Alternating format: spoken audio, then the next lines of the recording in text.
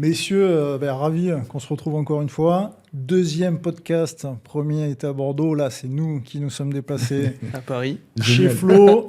On a même eu le temps de voir la Tour Eiffel, on a eu le temps de se promener un petit peu.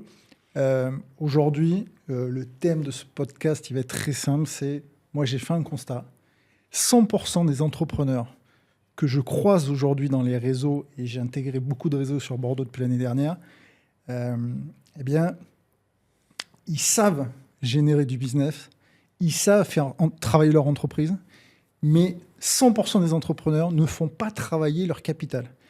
Et chaque semaine, j'ai des gens qui me disent moi j'ai 40 000 euros sur des livrets qui dorment, ou j'ai 70 000 euros, je ne sais pas quoi en faire.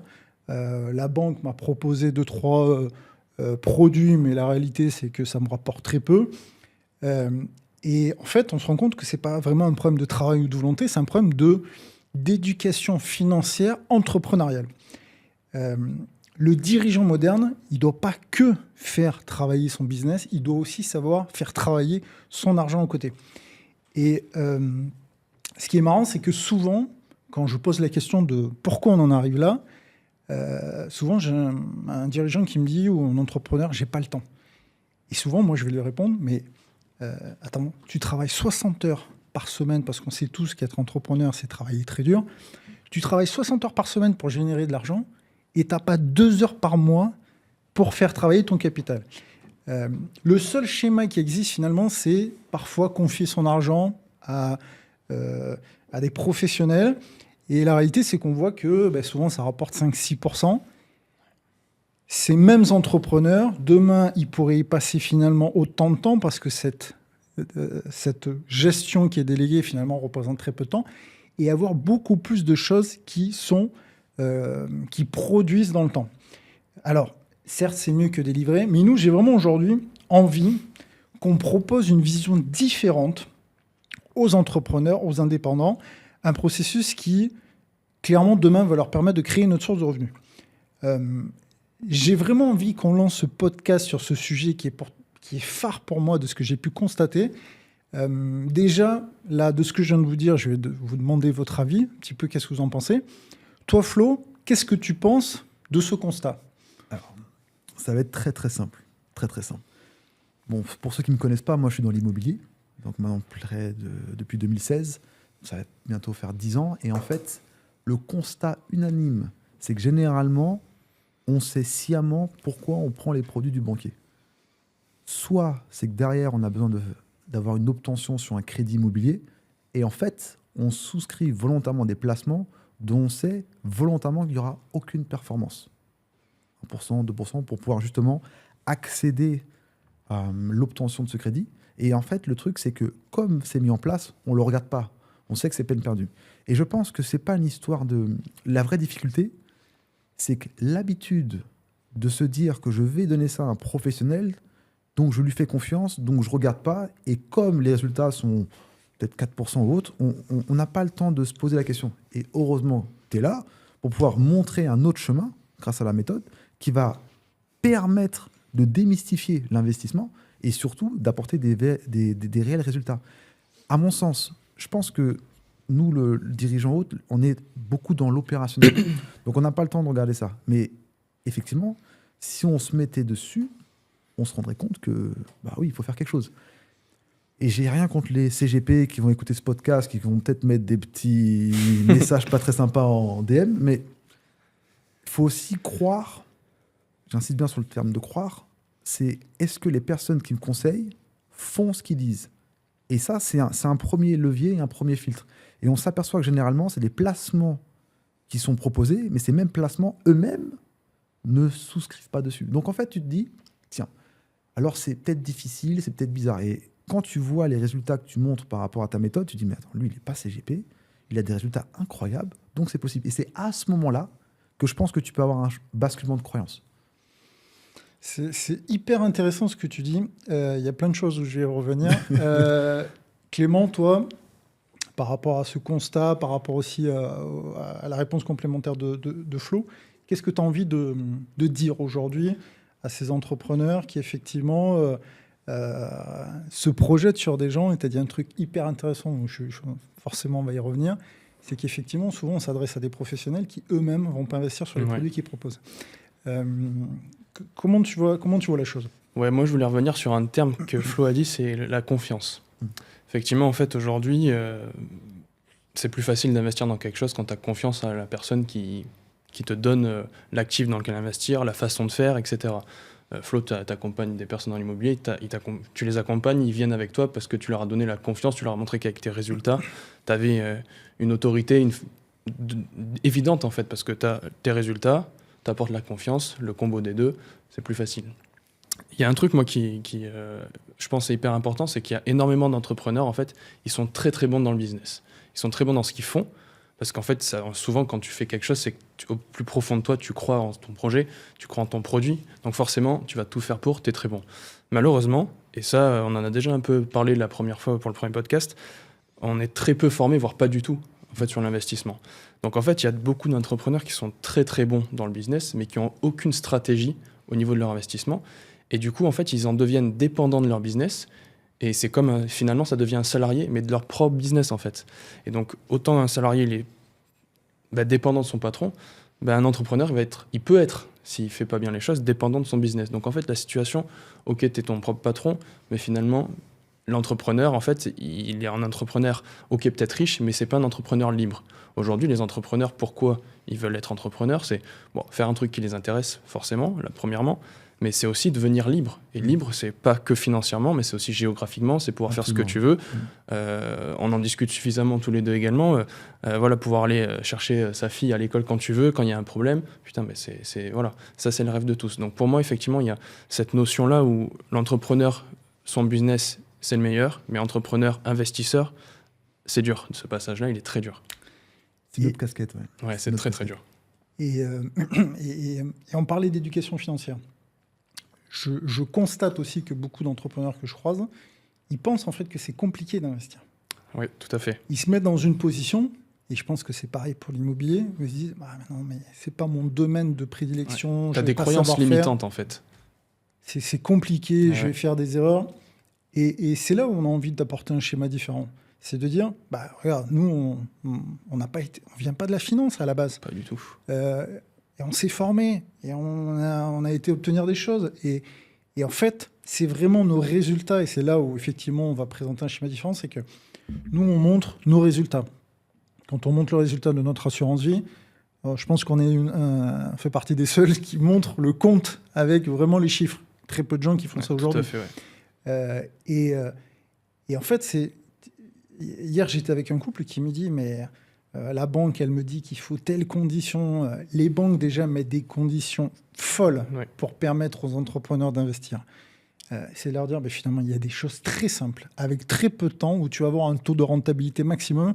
Quand j'ai une infirmière qui me dit que je suis en capacité d'épargner 3 000 € par mois, en utilisant les produits que nous, on sait faire, les stratégies, ce n'est pas vraiment les produits, nous, on ne vend pas de produits, sur 2 ans, elle va libérer tout son potentiel financier. Flo, demain, tu as un entrepreneur qui se présente à toi, il a 50 000 € qui dorment à la banque. Qu'est-ce que tu as envie de lui dire ? Appelle Nico. Appelle Nico. Non, pour 2 raisons. C'est que 50 000 €, à moins de vouloir tout injecter dans l'immobilier pour faire une grosse négociation, oui, ok, c'est entendable. Mais c'est pas ce que je recherche. Si tu veux, le schéma classique pour avoir une obtention de crédit, pour faire une levée de dette, ça qui est intéressant, c'est l'effet de levier, c'est de pouvoir rassurer l'organisme bancaire. Tu as 50 000 € sur la banque, mais tu rapportes pas une cacahuète, ça sert absolument à rien. Donc, si tu es en CDI, tu gagnes 2 000 €, 3 000 €, 4 000 et plus, peu importe, mais que tu as des revenus réguliers, tu vas intéresser la banque pour pouvoir faire cet effet de levier. Ce que j'ai appris, ça c'est vraiment avec l'expérience, ce que j'ai appris, c'est que pour une banque, tu deviens intéressant quand toi-même tu génères plus de 100 000 €. À partir de 100 000 €, que ça peut être salaire, ça peut être loyer locatif, donc moi c'était mon cas, et en fait, j'ai eu accès à des privilèges de prêts, de conditions, de placements financiers qui sont réservés à une certaine élite. Donc ça veut dire aussi que même si tu as envie de le faire, mais que financièrement, tu n'es pas capable, on ne va pas te proposer certains produits. Ça, c'est une première barrière. Et j'ai souvent aussi des clients qui me disent « Ah, on est en train de finaliser le prêt immobilier. le conseiller bancaire m'a demandé de souscrire à une assurance vie, etc. Mais je sais que c'est merdique, un truc. Je sais qu'elle ne rapporte pas. Je dis, oui, mais tu vas la prendre quand même. Non, mais je t'explique. C'est pas parce que on va te proposer un produit financier où l'assurance vie est merdique, entre guillemets, mais ça va permettre d'avoir cette obtention de crédit. Donc en fait, même les placements, aujourd'hui, je le dis, il y a très peu de placements qu'un organisme bancaire ou un CGP va être rentable parce que d'une part, personne ne sait de quoi on parle. Personne. Moi, dans l'immobilier, j'ai fait énormément d'erreurs. Je me suis formé, j'ai pris des mauvaises expériences, mais j'ai appris. Et en fait, cette expérience-là, c'est comme ça que je la monétise, pour éviter de faire souffrir d'autres personnes quand ils voudront essayer par eux-mêmes. Et c'est ce que tu disais aussi, Nico, quand tu récupères des clients à toi, c'est que tu as des clients qui ont eu un avis très néfaste sur l'assurance vie. Ils disent, mais c'est pas possible, tu as le même rendement. Et quand tu montes tes chiffres, on dit, qu'est-ce qui sait que moi, je ne sais pas? Et là, ils rentrent. Et en fait, c'est vrai que c'est très délicat parce que l'information, même si elle est diffusée, eh ben, tu as quand même cette histoire de confiance, de croyance qui est quand même très ancrée. Et c'est ce combat-là qui est difficile parce qu'effectivement, il existe un chemin qui est plus lumineux. Tu as parlé de choses aussi très intéressantes. Tu as dit qu'il faut avoir un profil bancaire pour aujourd'hui avoir accès à des produits. Absolument. Ça veut dire qu'aujourd'hui, sur une banque classique, si tu n'as pas au moins, tu l'as dit, au moins 50, 100 000, voire plus, 100 000. Il y a des choses que la banque te dit tu n'as pas le droit. Allez, je vais te donner. Pardon, excuse-moi. Vas-y. Je vais te donner un exemple. On parle beaucoup de règles d'endettement. Endettement classique, 35%, il ne faut pas dépasser. Oui et non. Pourquoi? 35%, c'est une moyenne.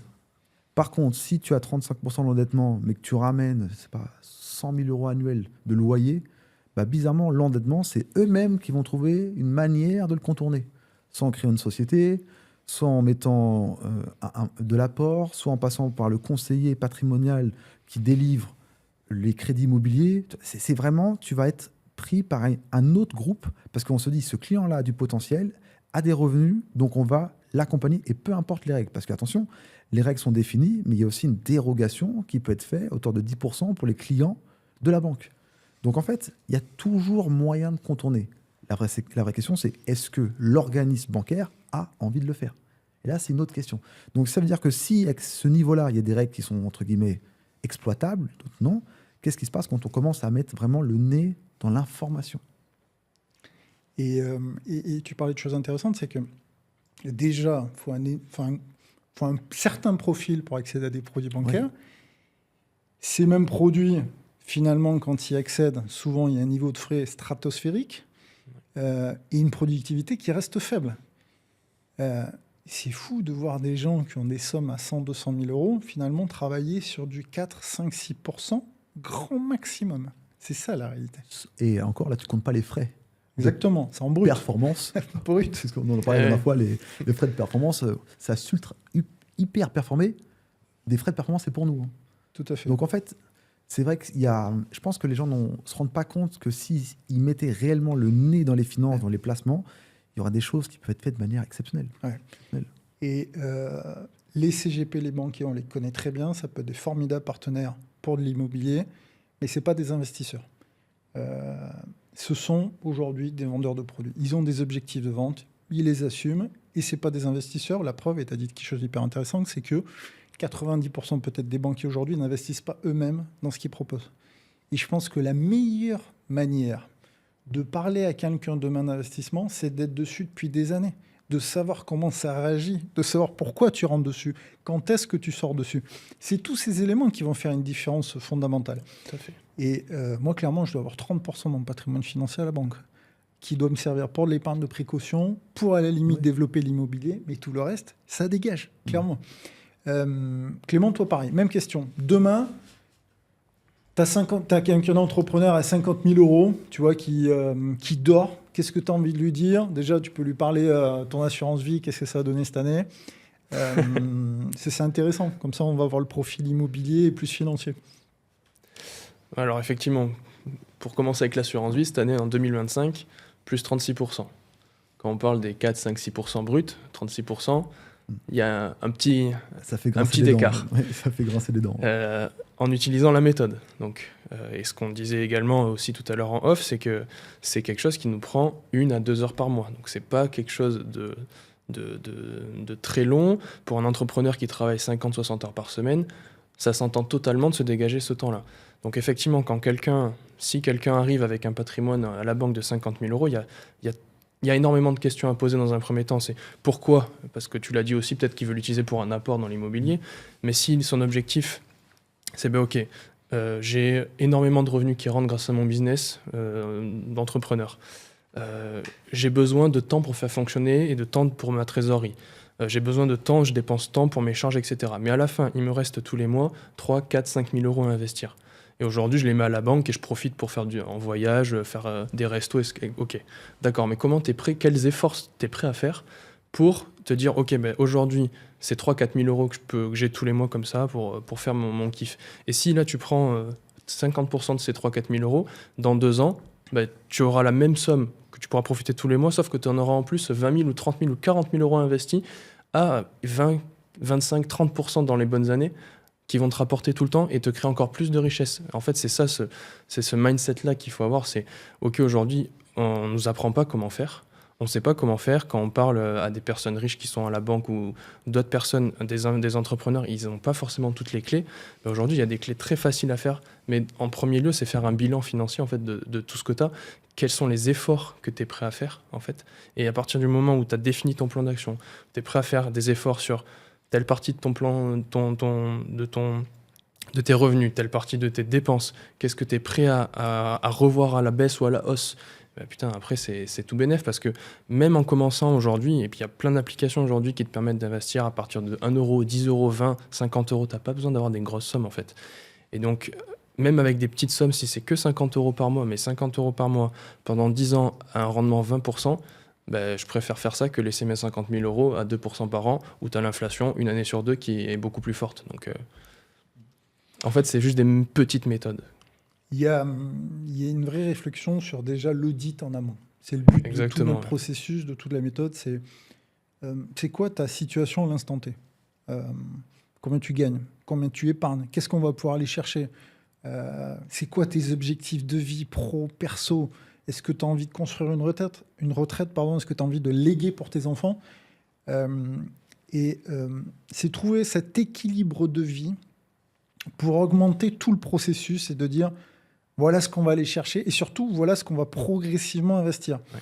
Quand j'ai quelqu'un qui me dit j'ai 12 000 euros, je ne sais pas comment faire, progressivement on va aller chercher ces 12 000 euros. C'est comment on va peut-être tous les mois piocher 200-300 euros, vider cet espace de la banque qui ne sert à rien et aller le mettre sur quelque chose qui est beaucoup plus productif dans le temps. Tout à fait.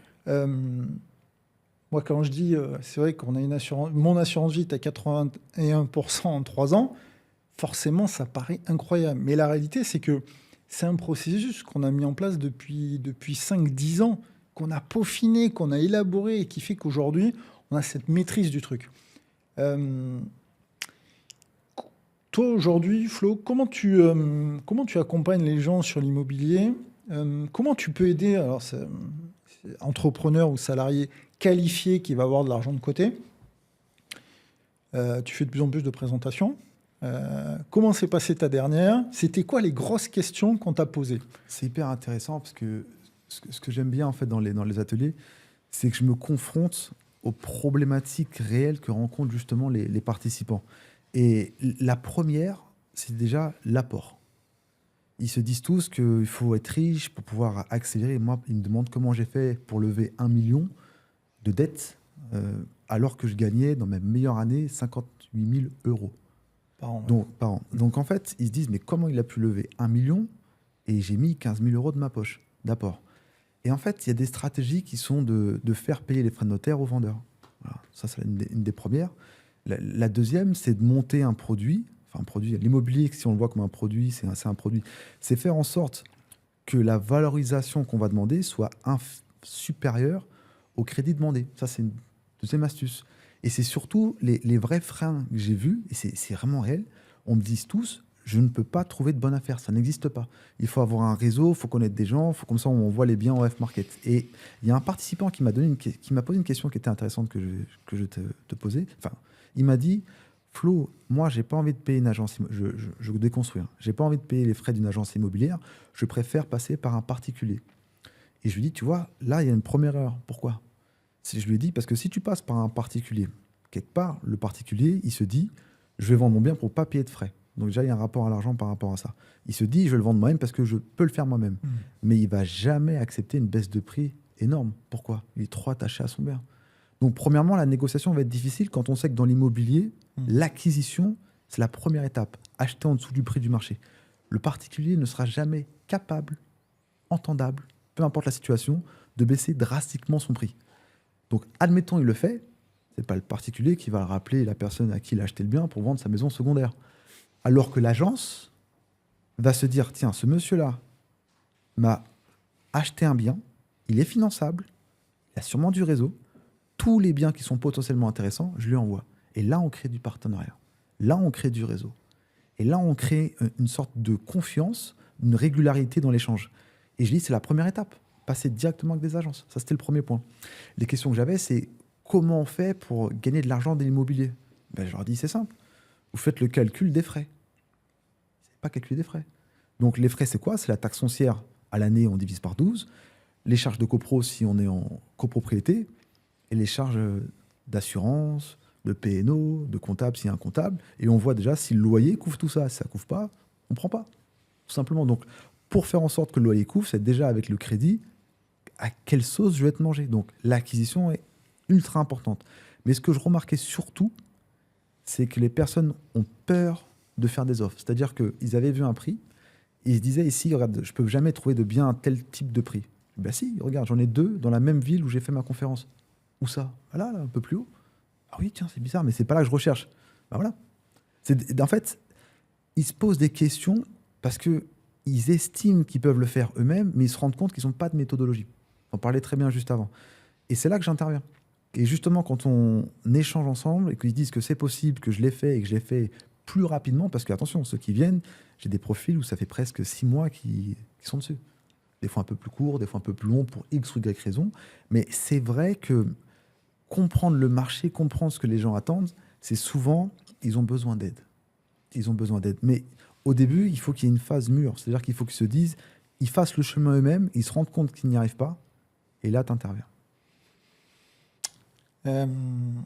Finalement, c'est comment gagner du temps, comment gagner en structure, en processus, en accompagnement. Est-ce que n'importe qui aujourd'hui peut investir ? Là, on va continuer un petit peu sur l'immobilier. Est-ce que n'importe qui en France peut investir ? N'importe qui. N'importe qui. Les conditions d'octroi de crédit sont extrêmement simples. On a de la chance aujourd'hui, en 2026, c'est que les taux sont extrêmement hauts par rapport à ce qu'on a pu connaître dans l'euphorie immobilière, où les taux étaient à 1%. Qu'est-ce que ça veut dire ? Ça veut dire que maintenant, on est sur un marché d'acquéreurs. Les personnes finançables ont une capacité incroyable de négociation parce qu'il n'y a pas de transaction. Donc, la personne qui est finançable, comment elle se découvre ? C'est simple. Est-ce qu'elle a des revenus réguliers chaque mois ? Ça, c'est le premier critère. Deuxième critère, est-ce qu'elle est en CDI ? Oui. Si c'est un entrepreneur ou un indépendant, est-ce que j'ai 2 ans de bilan ? Ça peut aller à 1 an, mais il faut que le conseiller soit très ami avec la personne. Mais admettons 2 ans, 3 ans. D'accord ? Et une fois qu'on a ça, est-ce qu'il reste de la trésorerie nécessaire tous les mois ? Oui. Mais en fait, on regarde concrètement sur 3 mois, c'est pour ça qu'il demande 3 mois de relever le compte, comment cette personne se comporte au niveau de ses finances. Et là, on se dit, on peut l'accompagner. Et des bonnes affaires, il y en aura toujours, tout le temps. Et le premier critère, c'est de savoir opérer une bonne affaire. Une fois qu'on l'a, c'est savoir exploiter la bonne affaire et le reproduire. Et après, c'est une boucle. On fait 1 fois, 2 fois, 3 fois, 4 fois, on arrive très, très vite, très, très haut. Mais finalement, quand on veut avancer vite dans la vie, peu importe ce que... Aujourd'hui, on a envie de tourner un podcast professionnel, on s'adresse à des mecs qui savent faire. Bien évidemment. Est-ce que demain, j'ai envie d'avancer dans l'argent et suivre les conseils de quelqu'un qui a une situation financière moyenne ? Absolument. C'est que non, ça n'a pas de sens. Ça n'a pas de sens. Pourtant, la majeure partie des banquiers ont une situation financière moyenne. Bon, tu vas te fâcher, toi et les CGP, moi, ça va être les banquiers. Mais encore une fois, c'est des partenaires de business très importants. Leur métier est très important pour créer de la liquidité. Mais on ne peut pas écouter quelqu'un qui n'investit pas lui-même. C'est un non-sens. Moi, j'aime m'entourer de gens qui ont créé des écosystèmes et qui ont 10 ans derrière eux. Et quand j'ai une question, c'est où on va. Là, ce que tu dis, c'est finalement faire gagner 10 ans à une personne. Ouais. Quand nous, on accompagne quelqu'un demain, la méthode, c'est lui faire gagner 10 ans de vie, finalement, sur tout son processus financier, parce que on a levé toutes les barrières et toutes les problématiques. On les a déjà réglées, en fait, pour lui. C'est de se dire, je suis en pilotage guidé, autoguidé. Il y a un conducteur devant, il va m'apprendre comment faire, mais dès qu'il y a une petite secousse, il va me dire où est-ce qu'il faut aller. Clément, toi, ça fait plusieurs années que tu es dans la méthode, tu as même passé les stades au-dessus, puisque tu es devenu mon associé, tu es même administrateur du club. Si tu devais décrire un petit peu ton cheminement financier, tu vois, ton évolution, tes premiers salaires, qu'est-ce que tu dirais en fait ? Comment tu vois l'évolution du truc, cette éducation financière, où est-ce que tu as envie d'aller, tu vois, tout ce processus-là? Ouais, c'est une question hyper intéressante, effectivement. Moi, ça remonte à plusieurs années maintenant où j'ai commencé à m'intéresser à l'investissement. J'ai commencé à travailler à 23 ans. Et au bout d'un an, quand j'ai eu une situation stable, j'ai commencé en intérim, en CDD. Quand j'ai eu mon CDI, j'ai dit OK, là j'ai une situation stable. Maintenant, je vais m'intéresser aux investissements. J'y connais rien du tout. Je vais voir comment ça fonctionne. J'ai envie que mon argent travaille. Aujourd'hui, j'avais à l'époque mon livret A plein. Ouais, ça me rapportait 300-400 euros tous les ans. Bon, on peut pas faire grand-chose avec. 300 euros l'année dernière, un livret A plein. Voilà. Donc, 390 euros. Ça fait pas grand-chose. Comment ? T'as pas eu des frais de performance dessus, j'espère. Non. On est bon là-dessus de ce côté. ou alors le banquier. Ou alors où je suis très mauvais en négociation. C'est pas le cas, je te rassure, c'est pas le cas. Non, et du coup, effectivement, quand tu as ton premier salaire, situation stable, ok, j'ai dit, ok, comment on peut faire de l'argent ? Quelles sont les méthodes ? Ok, comment on fait ? Et donc, c'est à ce moment-là, j'ai dit, ok, je vais regarder sur YouTube, il y a tout un tas de choses, je vais lire des livres, j'ai acheté des formations. Donc, petit à petit, comme ça, de fil en aiguille, je me suis fait mon propre avis, j'ai fait mes premiers essais. Ok, j'ai ouvert un compte, j'ai ouvert un PEA, j'ai acheté des actions américaines, c'est le truc qui marche bien a priori. J'ai acheté des actions françaises, j'aime bien tout ce qui est Air Liquide, Vinci, tout ce bordel. J'ai dit, ok, c'est bien, je touche des dividendes, c'est cool, mais il y a peut-être d'autres choses à avoir. Donc, je regarde, je fais d'autres choses. Ah, il y a des ETF, ok. Et en fait, au fur et à mesure, je découvrais des choses. J'ai essayé plein de choses.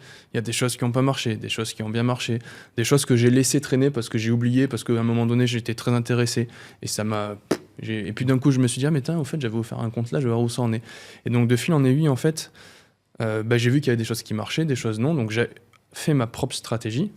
Je me suis dit, ok, je peux investir tant par mois, tous les mois.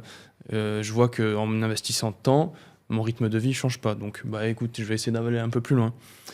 J'ai rencontré d'autres personnes, on s'est rencontré avec Nico, donc on a pu avoir des échanges et avoir une autre vision de la chose. Et en fait, le fait d'être après sur les réseaux, de rencontrer d'autres investisseurs, en fait, tu apprends aussi des autres, tu découvres un petit peu tout ça, et finalement, tu te dis, ok, ça fait 5 ans, mon PEA, j'ai passé la barre des 5 000, puis des 10 000, puis des 20 000, puis des 30 000, et de fil en aiguille, tu dis, ok, là, c'est quand même, ça commence à être solide. Donc maintenant, comment je peux faire pour mettre encore un autre coup de boost ? Je dis, putain, il y a les cryptos en ce moment qui font bien, quelle est la meilleure stratégie pour ? C'est là qu'avec Nico, on dit, ok, on se pose, on fait le bilan de tout ça, ok, écoute, moi, j'ai cette stratégie qui marche très bien, en ce moment, là, on peut faire comme ça, tu vas avoir des gros multiples, je sais quand rentrer, je sais qu'en sortir par rapport à ton profil, ou toi, ton profil c'est quoi ? Tu aimes partir en voyage, tu aimes avoir ton rythme de vie qui est bien, écoute, moi je te propose, on fait ça, l'objectif dans 2 ans, tu multiplies ton patrimoine par 2. Je me suis marié, j'ai eu des grosses dépenses, c'est ce que j'ai dit à Nico, j'ai absorbé très rapidement en fait ces grosses dépenses, grâce à tout ce qu'on avait mis en place, parce qu'avec Nico, on avait pris une stratégie adaptée à mon besoin, à mes objectifs. Et donc en fait, le cheminement, et c'est ça, c'est le cheminement dans un premier temps, c'est ok, prendre conscience qu'on peut investir, qu'il y a plein de choses à faire, il faut essayer, il y a des choses qui vont te plaire, des choses qui vont pas te plaire, des choses qui t'intéressent, des choses qui t'intéressent pas, des choses qui marchent, d'autres non, d'autres moins bien. Moi par exemple, je n'aime pas du tout la crypto, par contre c'est un actif démentiel quand ça fonctionne et quand tu sais comment faire. J'aime pas, mais on a les bonnes méthodes avec Nico dans la méthode, putain ça fait des chiffres énormes. J'adore la bourse, j'adore les actions, j'adore les dividendes. C'est pas ce qui marche le plus, mais j'ai mon petit truc où j'ai les dividendes parce que c'est mon petit kiff personnel. Donc chacun a son petit truc. Et donc au fur et à mesure, voilà, tu te dis, en fait, je peux faire ça. Mais mon objectif, c'est ça. Moi, mon objectif, ok, aujourd'hui, je suis salarié, je suis associé avec Nico, donc j'ai mon côté entrepreneuriat que j'ai toujours aimé et que j'ai toujours eu envie de faire. Mon objectif, c'est de pouvoir prendre ma retraite le plus tôt possible en utilisant mes investissements, mais pourquoi pas en créant d'autres business à droite à gauche. J'ai toujours eu cette fibre, toujours envie de découvrir des choses. Donc en sachant quels sont mes objectifs et que je suis un petit peu... j'ai toujours des idées qui partent à droite à gauche, j'ai toujours envie de faire des trucs. Donc en sachant ça, on fait en sorte d'avoir la bonne stratégie adaptée à « Ok, aujourd'hui je suis salarié, je gagne bien ma vie, ma femme gagne bien sa vie, on a des moyens de levier pour investir et rapporter de l'argent. En même temps, j'ai envie d'investir à droite à gauche sur des trucs un petit peu plus farfelus. J'ai des idées à droite à gauche. Ok, je vais y aller. J'adore le sport. J'ai investi dans un club de foot. J'adore un truc. Je fais ça. J'ai envie d'investir dans des startups. Ok, j'investis dans des startups.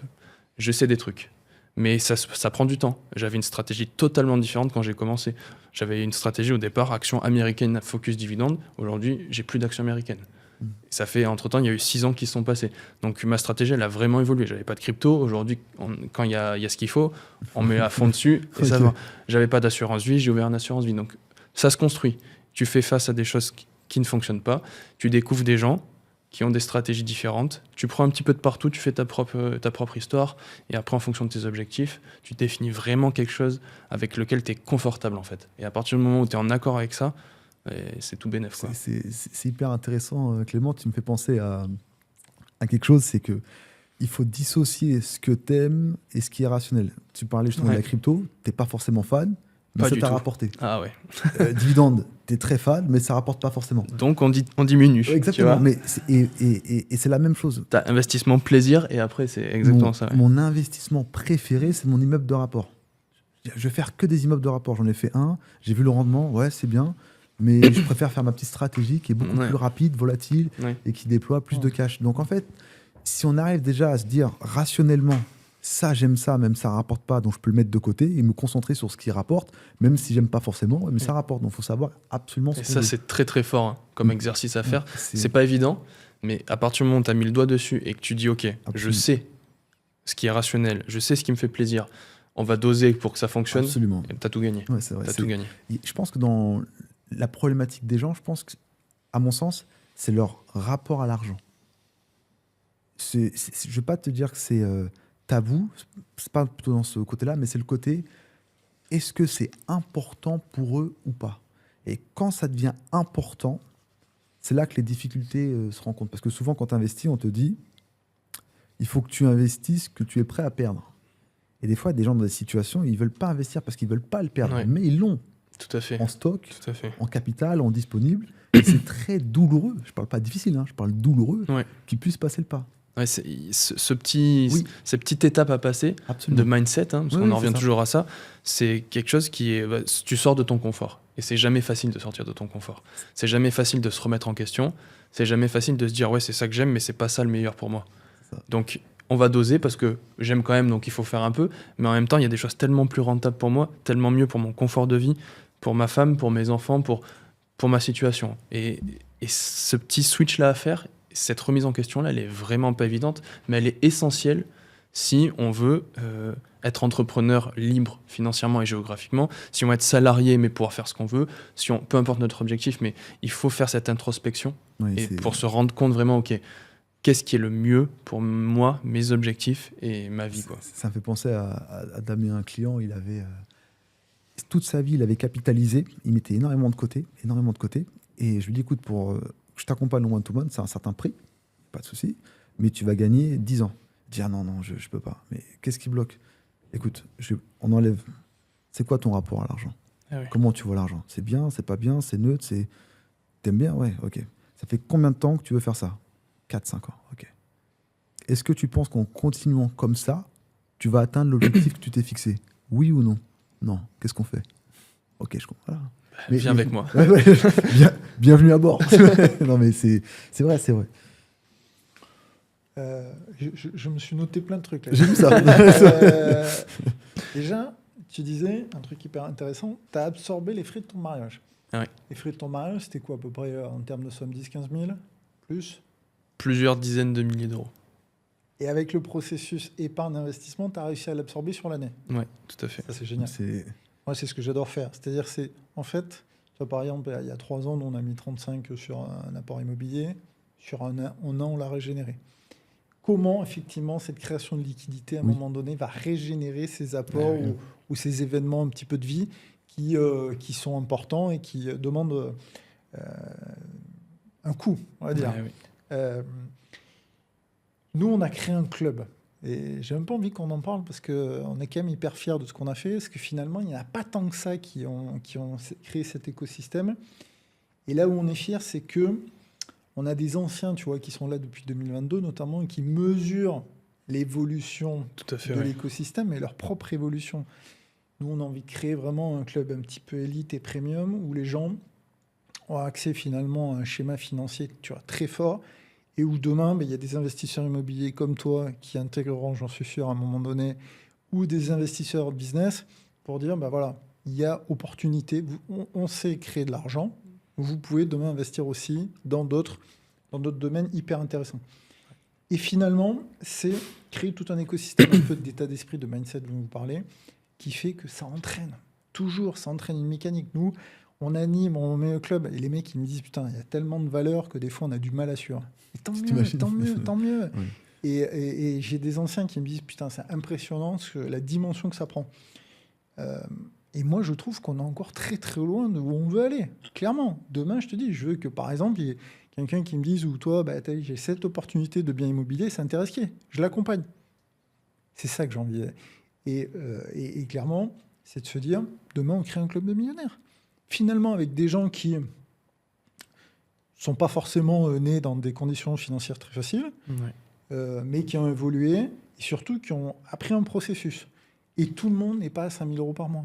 Moi, j'aime souvent dire que longtemps, salarié, je gagnais pas beaucoup, 1 600, mais c'est la force du processus qui, à un moment donné, a fait la différence.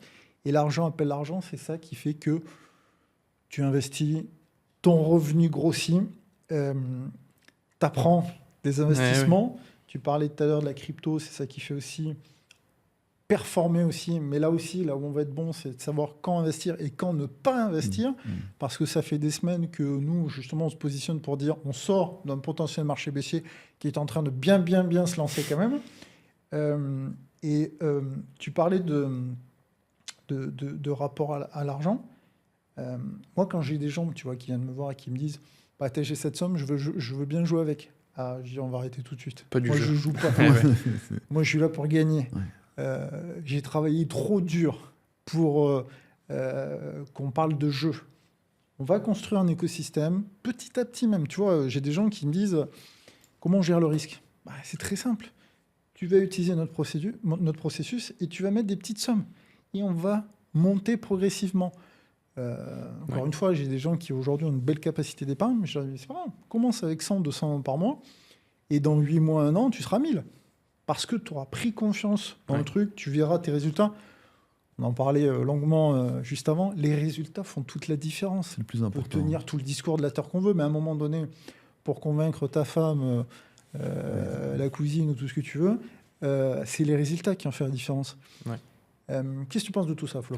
J'ai un exemple qui résume parfaitement la situation. Mon banquier. Il sait exactement quoi faire, comment le faire, où le faire, les rendements attendus. Est-ce que pour autant, il le fait aussi ? C'est intéressant, ça. Ça, c'est Et intéressant. c'est pour ça que des fois, j'ai beaucoup de personnes qui me disent « je sais quoi faire », etc. Mais ça ne veut pas dire que tu sais quoi faire, que tu pourras le faire ou que tu voudras le faire. À un moment donné, tu vas être confronté à une peur qui est légitime, tout se passer par là. Et ce cheminement entre je fais pas, c'est infime. Et le fait d'être accompagné, c'est que tu es rassuré et on prend par la main pour que tu aies confiance, parce que tu ne pourras jamais sauter le pas. Et je répète, le banquier, quand je mettais mes dossiers bancaires, quand je lui proposais, quand je lui montrais, quand il devait me financer sur des projets d'acquisition, il avait le rendement, les chiffres, l'emplacement, l'exploitation, l'historique, parce que je l'avais déjà fait. Et c'est pas pour autant que lui-même le faisait. Et peut-être qu'il n'avait pas la situation financière. Aussi. Peut-être aussi. Et pour te dire, la seule personne dans l'entourage immobilier qui m'a félicité, ou qui était vraiment impressionné, c'était le notaire. Parce que je revenais, il me dit encore vous, je suis encore là. Je suis encore là. Mais je veux dire par là, c'est que. Et après, on commençait à discuter un peu d'immobilier, qu'il avait également des placements, des hôtels, enfin, pas des hôtels, c'était des immeubles dans une grosse ville en Normandie. Et il m'expliquait que oui, il comprend exactement tout ce que je fais. Mais alors que le banquier, attention, qui ont des conditions d'octroi de crédit beaucoup plus avantageuses, c'est pas pour autant qu'ils vont le faire. alors qu'ils pourraient le faire. Et c'est pour ça que je dis, ça ne veut pas dire que si tu sais quoi faire, que tu vas pouvoir le faire. Bon, encore une fois, on l'a déjà dit, mais je ne veux m'entourer qu'avec des gens qui ont des résultats pour eux-mêmes. Absolument. Je le disais tout à l'heure, je vais quand même le dire, même s'il y a... on a des banquiers dans la méthode. On en a 2 actuellement. Bon, on en a même eu d'autres par le passé. S'ils viennent, c'est pas anodin. C'est parce que le Crédit Agricole, demain, va pas leur apprendre à investir. Surtout via leur assurance vie à eux. Et on en parlait à table, sans donner de nom, sans donner de confidentialité, mais on a des directeurs de banque qui peuvent avoir leur banque ou leur livret dans une autre banque où ils travaillent. Ça arrive. À partir de là, quelle image on a Oui. de la profession? Encore une fois, il y a des gens très bien, moi j'ai des relations très proches, mais c'est un partenaire. C'est un partenaire de projet. C'est pas un partenaire d'investissement. Nico, je vais te dire encore une autre anecdote. Quand c'était le Crédit Agricole, je l'ai cité, je suis très content avec eux de toute façon. Le directeur adjoint m'avait financé sur l'immeuble de rapport à l'époque où j'avais investi. Il était impressionné, on finance, on rajoute le salaire qui va être chez nous, voilà, on ouvre un petit placement pour la petite qui devait naître, etc. Donc, voilà. Et je lui ai dit, bah, écoutez, je vous revois dans un an, sans d'avoir amorti un peu de capital, je vais racheter un autre bien. Pour faire quoi? Bah, du locatif. Ah non. Comment ça? Non. Non, écoutez, moi je suis directeur adjoint, je sais qu'historiquement, quand les personnes font du locatif, après ils ont envie d'acheter leur résidence principale. Mais j'en ai déjà une. Non, mais la petite va grandir, vous allez vouloir acheter un appartement plus grand ou une maison plus grande, donc je veux pas que vous soyez bridés. Mais je fais ce que j'ai envie de faire quand même, c'est quoi cette affaire-là? Qu'est-ce qu'il me fait lui? Il ne voulait pas que je réinvestisse. Tu peux pas me dire non. Non, monsieur. Non. Écoute, moi j'ai un business plan. Je dis que chaque année, je vais prendre un bien en location jusqu'à temps que j'ai un cash flow nécessaire qui fasse la même chose que mon salaire. Et je ne partirai pas avant que j'ai ça.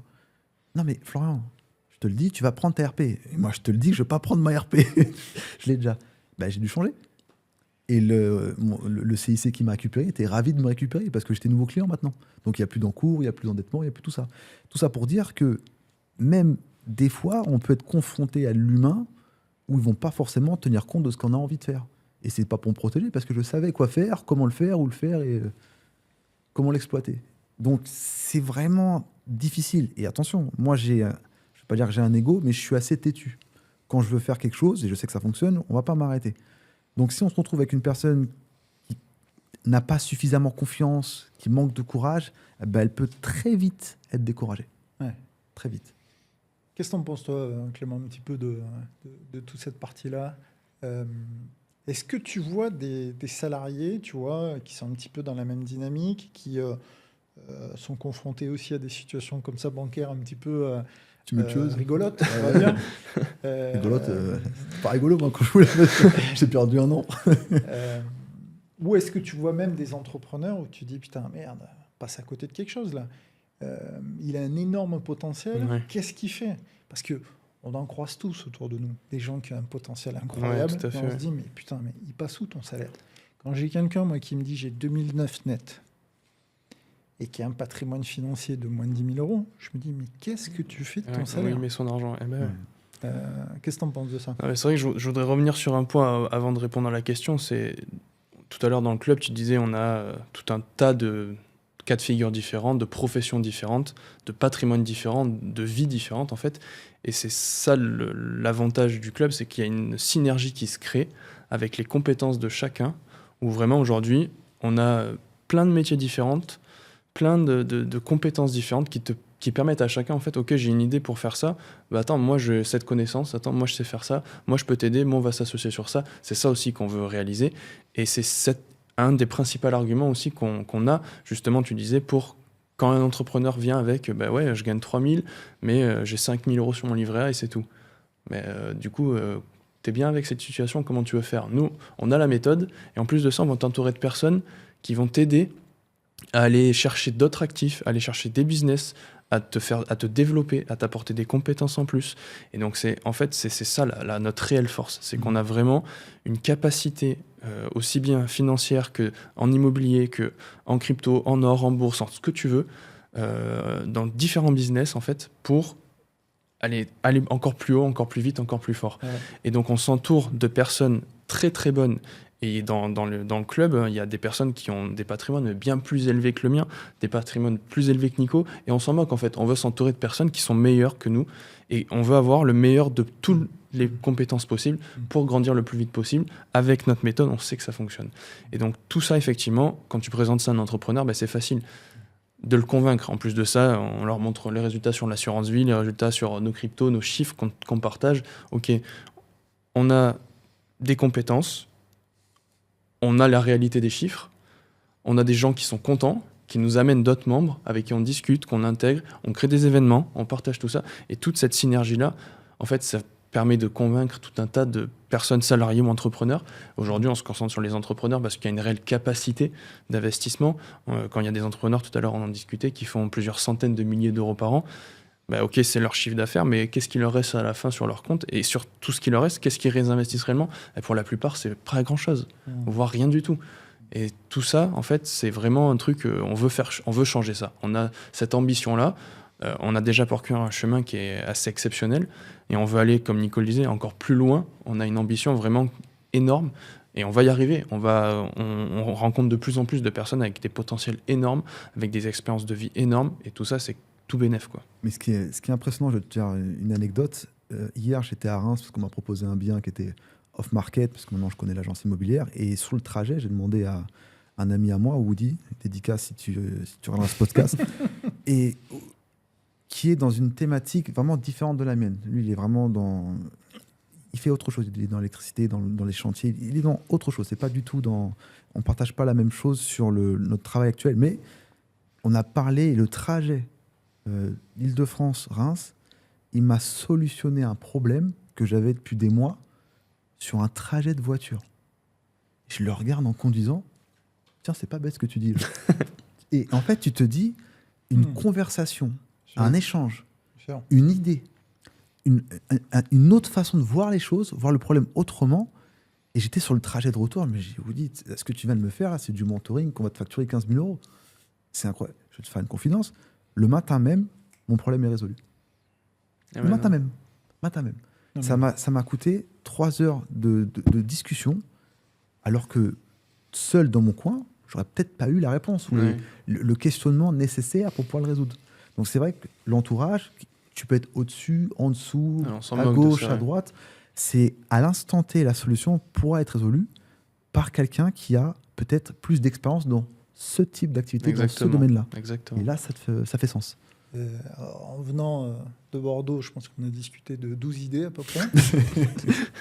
Et c'est vrai que tout ce que vous dites, c'est hyper intéressant parce qu'aujourd'hui, on a 60 personnes dans le club. Plein de profils différents. On a des lieutenants-colonels, on en parlait. On a un avocat. On a des ingénieurs, des entrepreneurs. On a aussi des salariés cadres. On a plein de profils. Et c'est vrai que cette multiplicité des compétences fait une force extraordinaire. Aujourd'hui, on a 2 gros projets. On a un gros projet que j'ai envie de lancer. C'est qu'à un moment donné, l'IA rentre vraiment dans notre processus, ce qui est déjà le cas, parce qu'en fait, on l'utilise pour nos échanges en visio, pour les retranscriptions, tous les plans d'action. Mais j'ai envie qu'on aille encore plus loin sur la gestion des dépenses, où demain, tu fais ton bilan, tu appuies sur un bouton, l'IA t'a sorti toute l'extraction du tableau de bord, tu as le bilan et tout. Je veux qu'en 2 secondes, ça soit fait. Je suis convaincu que ça sera possible dans les années à venir, au vu de la performance et de l'évolution de l'IA qui est juste extraordinaire. Quelqu'un aujourd'hui qui passe à côté de l'IA, à mon avis, en termes de productivité, il y a un truc qui lui a échappé. Et c'est vrai que ce projet, c'est pas moi demain qui vais travailler dessus. Parce que je pense que quelqu'un comme le Nicolas, qui est aussi une personne très dynamique et qui anime, va avoir des compétences techniques bien plus fortes que les miennes. Je préfère déléguer des choses, ou même à Clément, qui lui aussi est ingénieur, ou des choses qui sera mieux à faire que moi. Je préfère me consacrer sur ce que je sais faire de très bien et dire, toi, vas-y, lance-toi dedans, parce que je suis sûr que tu seras meilleur que moi. Et en plus, tu vas apporter une valeur au club qui sera extraordinaire. Si demain, on a des outils supplémentaires, on a des événements privés, parce qu'on a une idée aussi autour d'un club 20 très premium. Et pareil sur la prospection. Aujourd'hui, on a un membre que je vais nommer qui s'appelle Olivier, qui est formidable aujourd'hui dans finalement la publicité qu'il nous fait, parce que il est convaincu, même déjà au bout de 6 mois, au vu des résultats qu'il a. Je vais donner un chiffre très simple. En 20 ans, il avait une assurance vie à la Société Générale parce que son beau-père était directeur. Normal, tu fais travailler la famille. Hein. Il avait mis 20 000 euros. En 20 ans, il a gagné 2 000 euros. En 6 mois, avec la méthode, avec 3 fois moins, il a gagné autant. Et là, il fait des calculs. Si j'avais fait ça... Exactement. Non. En tout cas, ça lui a permis de convaincre sa femme pour clôturer les assurances vie de la Société Générale, du beau-papa qui était directeur. Rien que ça me va. Assez mouillé. Hein. C'est une belle Je peux te victoire. dire qu'assez mouillé. Hein. Mais tu sais, c'est finalement tout ce qu'on dit. C'est comment on convainc notre partenaire demain. Comment on va convaincre notre conjoint, notre conjointe. Je pense qu'il faut avoir beaucoup de courage au début. Elle regardera, donc j'essaie d'être poli. Il faut avoir beaucoup de courage. Mais les résultats... Qu'est-ce que tu dirais à ta femme aujourd'hui? Non, mais... Ça va passer, on va on bien mute, le mettre en avant. On cut. Merci d'avoir visionné, c'est super, on cut. T'as encore 5 minutes, vas-y. Non, mais tu sais, c'est impressionnant. Je vais revenir sur 2 choses. Tu parlais de l'IA et je vais revenir après par rapport à ma femme, comment elle m'a aidé dans les finances. Mais sur l'IA, là où j'étais impressionné, je voulais clôturer un PERCO. Un PERCO, donc c'est un placement qui est censé aller pour la retraite. Sauf que tu as des conditions que tu peux débloquer sous conditions. Et justement, j'étais dans l'une d'elles, il y a de ça 1 an. Mais je me dis, tiens, je vais pouvoir le débloquer. Ça m'a été refusé. Et là, je me dis, non, mais regardez, non, c'est refusé, vous n'avez pas le droit. J'ai dit, ok, bon, je pourrais accepter la réponse. Et tiens, je vais quand même envoyer ça à mon assistant préféré, ChatGPT. Est-ce que c'est possible? Mais non, Florent, c'est pas possible. Je te fais un texte pour toi. Il me fait un pavé, j'envoie le pavé, j'ai même pas changé. Ok, envoyez-nous le RIB, on vous fait le virement. Je rebondis juste un truc. Il faut savoir que les banquiers ont tel aplomb, des fois, que ça leur fait pas mal de dire une chose qui est fausse légalement. Par exemple, tu parlais d'un PER ou de choses comme ça, PERCO, ils sont très compliqués à clôturer aujourd'hui. Même si tu as rentré dans une des cases, moi j'ai plein de gens qui ont des PER qui sont bloqués, tu vois. Une assurance vie, par exemple, quelqu'un qui voulait clôturer son assurance vie, on lui a expliqué que ce n'était pas possible sous prétexte qu'elle n'avait pas 8 ans, alors que ça n'a absolument rien à voir. Ouais. Les 8 ans, c'est juste une question de fiscalité. Mais aujourd'hui, tu as des banquiers, on parlait aussi de banques pour verser sur les cryptos, tu as des banquiers, alors soit ils ont un aplomb extraordinaire, soit ils ont une connaissance qui aura des pâquerettes, je ne sais pas ce que c'est, mais qui a un aplomb dans une réponse complètement fausse, et ton exemple, mais qui est quand même incroyable. Quoi. Non, et quand je vois qu'avec l'IA, ça m'a fait déjà gagner pas mal d'argent à ce niveau-là, parce que j'avais quand même un petit montant qui était placé, et j'étais en prospection, enfin il y a un prestataire qui me prospecte, donc on fait un rendez-vous par Meet ou Zoom, je ne me rappelle plus, et il me dit, est-ce que tu m'autorises d'enregistrer la conversation? Oui, si tu veux, enregistre, moi j'ai pas de problème avec ça. On raccroche, enfin on termine, je reçois un mail avec le récap de tout ce qui a été dit à l'instant T, avec les points améliorés, les points à voir, l'ambition, dans 5 ans la projection et pourquoi. Je me dis, c'est quoi ce truc? C'est hyper personnalisé ça. Je parle de ça à mon ami Woody. Bah oui, moi aussi je le fais pour mes comptes rendus. Ah bon? D'accord, ok. Donc ceux qui n'ont pas compris qu'il faut faire travailler l'IA pour soi, ils ont une perte phénoménale de vitesse, de compréhension marché et d'exploitation. Ouais, tout à fait. Ouais. C'est impressionnant. Ouais. Impressionnant. Toi, tu l'utilises tous les jours au boulot. Tous les jours. Moi, je l'utilise tous les jours dans la création de contenu. Aujourd'hui, alors ChatGPT ou un autre, tu as même le chat, la fameuse de Mistral, qui est la pépite européenne.